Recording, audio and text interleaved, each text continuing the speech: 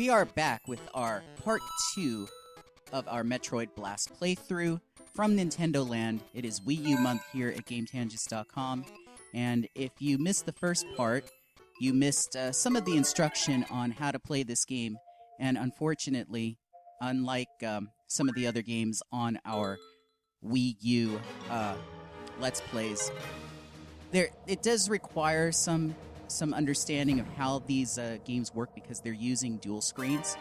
So when you're playing with the control pad with the screen on it, you can't capture that video on the gamepad, unfortunately. So as you can see here, I'm floating above the environment, shooting at enemies that come in waves on the ground. They crawl around on the buildings. They can climb up the buildings and climb around them.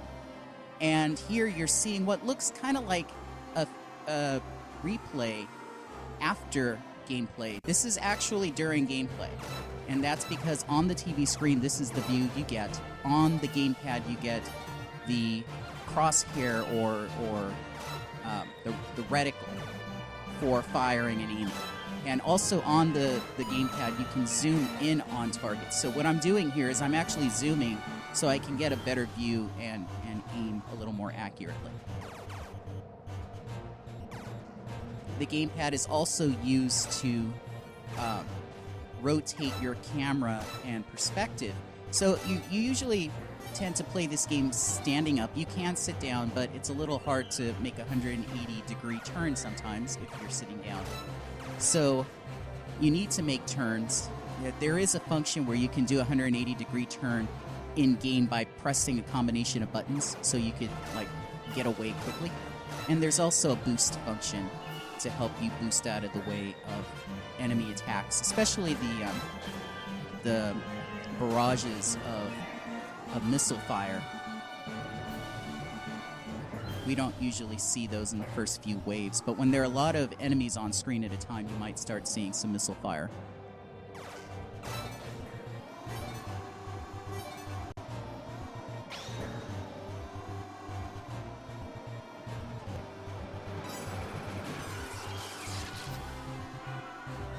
And as you see there, I just got hit by what looked like a tornado attack.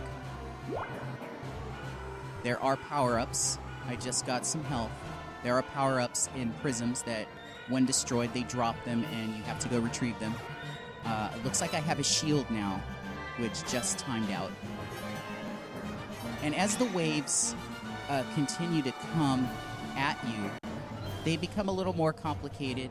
The enemies are in greater number, and some of the enemies are airborne, as you can see here. Some of those spinning enemies are airborne and are difficult to hit because they can close a shell around themselves, creating a defensive, armor, and it's impenetrable. They're easier to shoot when they're coming at you, but they're coming at you quickly, and they will ram into you and injure you. So you want to shoot them before they get there.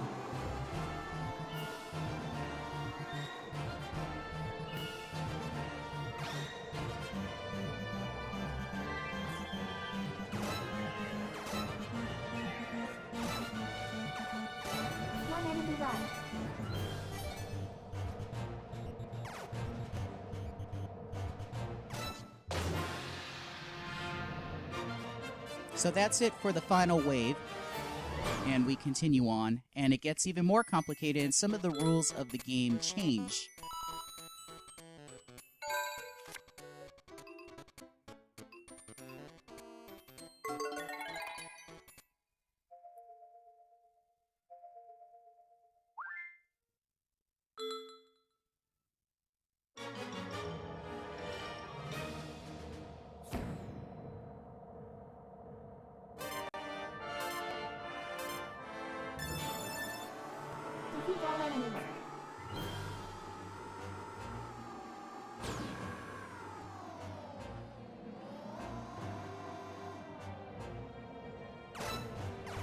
So it would appear that this stage is just your general kill all enemies.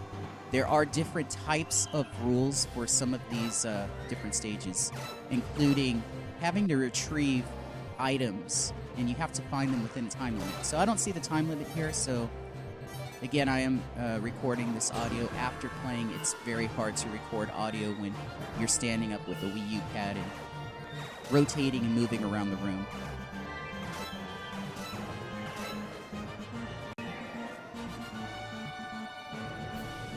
And there is a on-foot third-person shooter version of this. It's basically the same thing, only you're on the ground and feel a little more vulnerable when you're on the ground.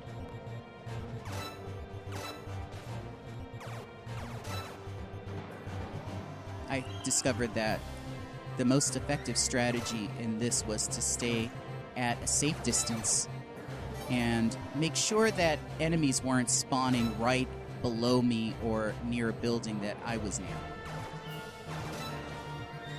And if that were to happen, just boost across the screen, get away from them.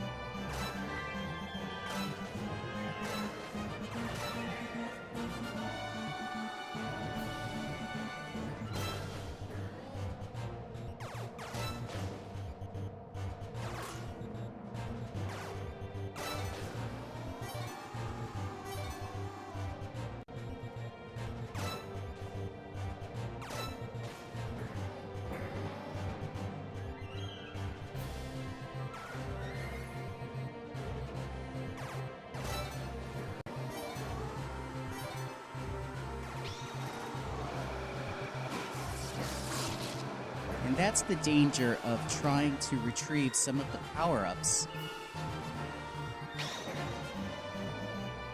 Enemies will converge on your position very quickly.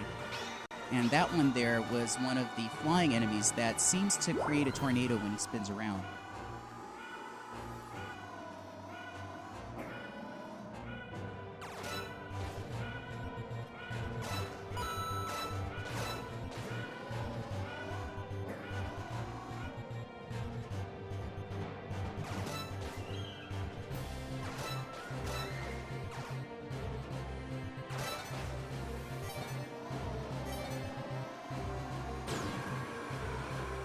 And you see there I'm boosting out of the way of the enemies, and I already have one following me very closely.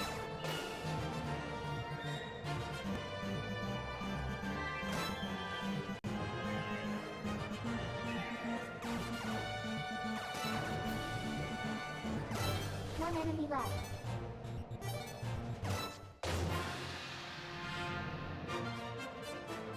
So this stage seemed to involve mostly airborne enemies, which is a good tutorial in how to fight and strategies to use in order to fight airborne enemies. And of course, being aware of their abilities and how quickly they can converge on your position.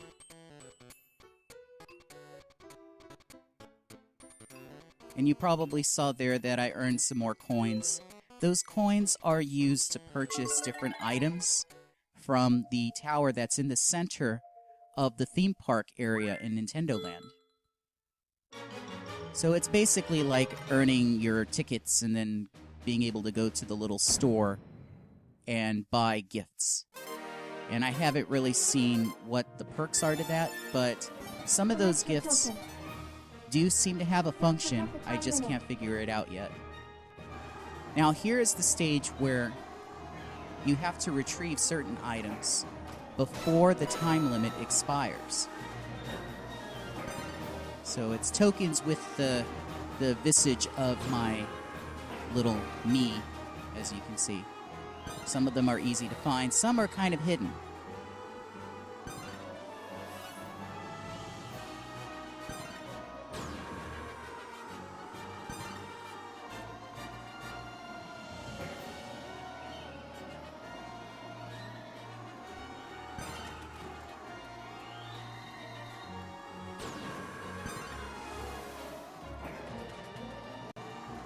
And I never noticed that when playing, but those enemies just materialized right next to me.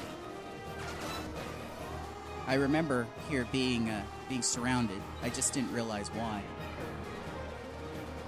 And there is... Oh, that was very, very close.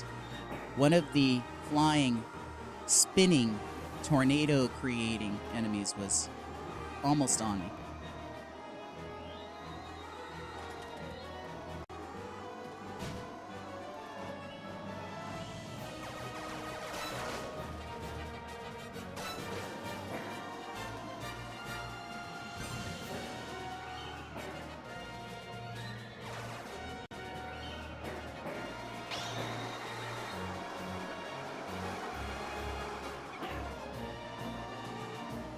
Just missed it. It's kind of hard to steer in tight spaces.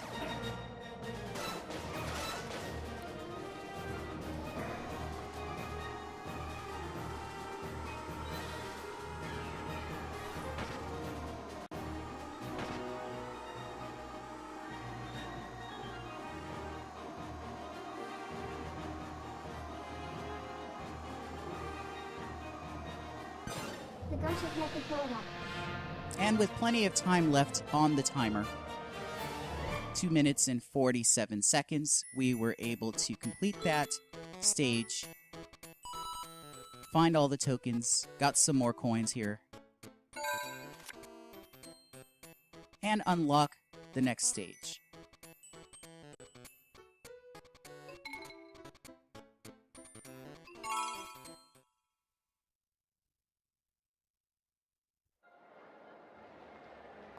Rather than continue playing Metroid Blast, let's explore a little bit of the park and that tower at the center. So I have a lot of coins. And by touching or tapping the tower on the Wii U gamepad, it elevates your Mii character up to the top of the tower. And this is how you purchase your gifts. You actually have to earn them by playing this mini game. Many of you might see a little bit of Peggle in this.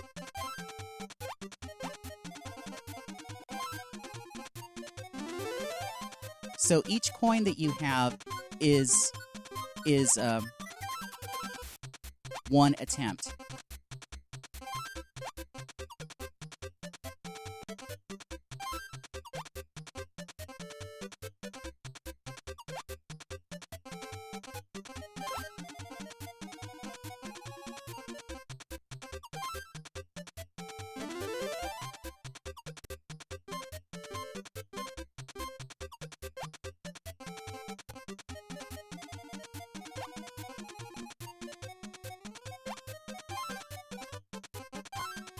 That was lucky.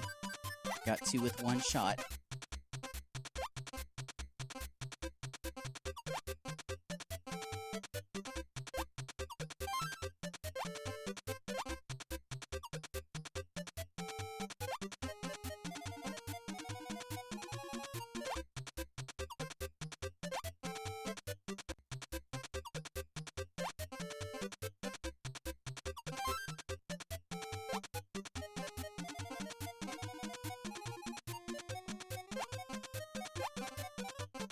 And we got it.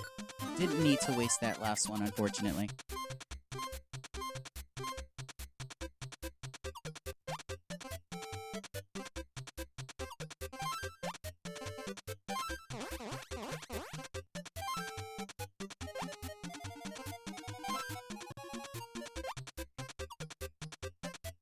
And it's starting not to look likely with 3 coins left that we're going to be able to do this here. Probably should have saved those coins for later.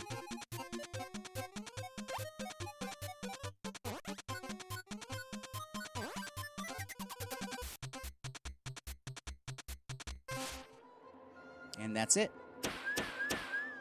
So now the tower shoots from what looks like a crown at the top, a bunch of boxes that you then go over to.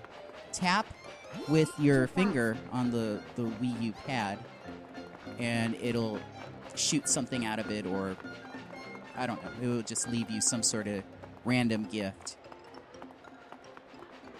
But first we need to find the boxes.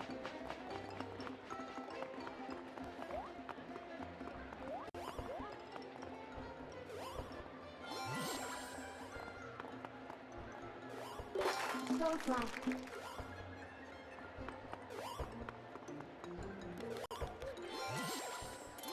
Your friend, left. So as you can see, none of these items seem to have any function yet. But it seems that they might eventually. Maybe if I find more or earn more of these gifts, we'll be able to figure out what some of their functions are. Hopefully they they will lead to something like an Easter egg or maybe some other gameplay mode that is unlockable.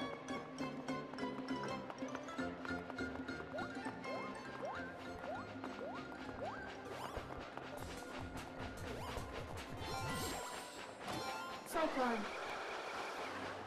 So that there seems specific to the Metroid Blast minigame attraction, that being one of the flying and spinning enemies.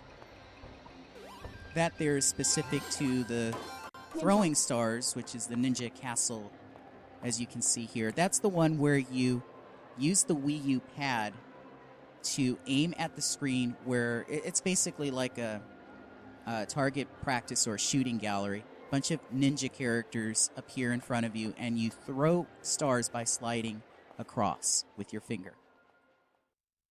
And this will conclude this episode of Let's Play Wii U. Thanks for watching, and we'll see you next time.